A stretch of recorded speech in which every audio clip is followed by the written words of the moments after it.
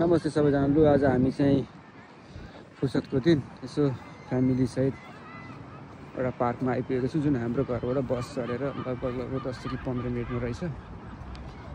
यहाँ चाहिँ यो यस्तो किसिमको यो एक्सर्साइज गर्ने, यो चाहिँ एक्सर्साइज गर्ने ठाउँहरू हुन्।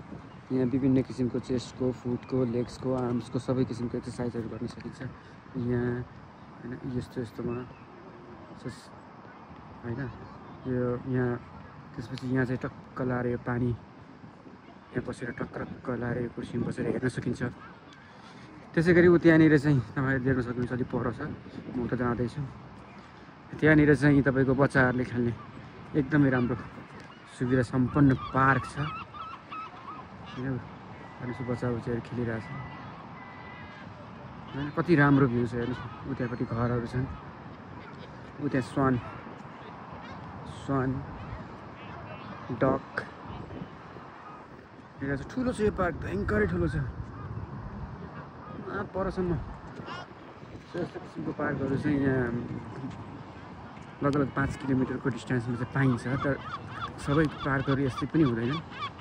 तर लगभग सबै पार्कमा चाहिँ बच्चाहरूलाई खेल्ने अनि ग्राउन्ड, त्यसपछि अब चाहिने इक्विपमेन्टहरू के हुन्छ। यहाँ बुढाबुढीहरू पनि आउँछन् अनि हामी पार्कको नजिक गइरहेका छौँ। अनि अब घाँसमा नहिँडेर त्यस्तो बाटो बनाइएको छ, घाँस नकुल्छुन्, घाँसलाई हानि नोक्सानी नहोस्। यहाँ बुढाहरू चाहिँ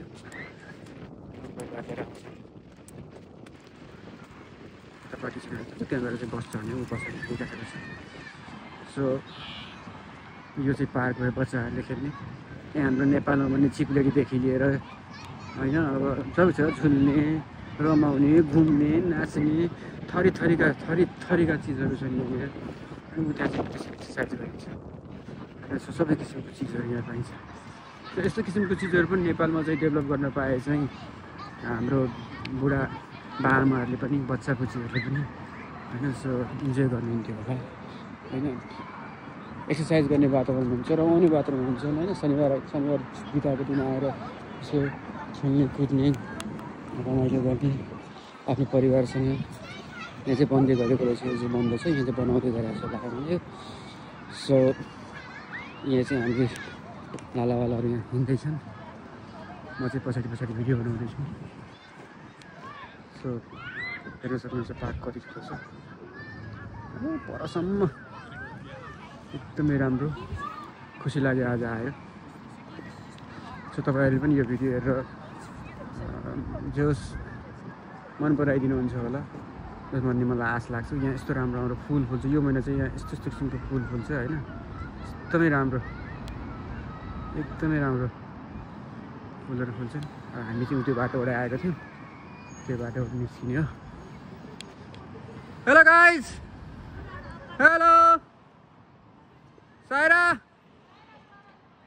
हेलो ओके, सही बात।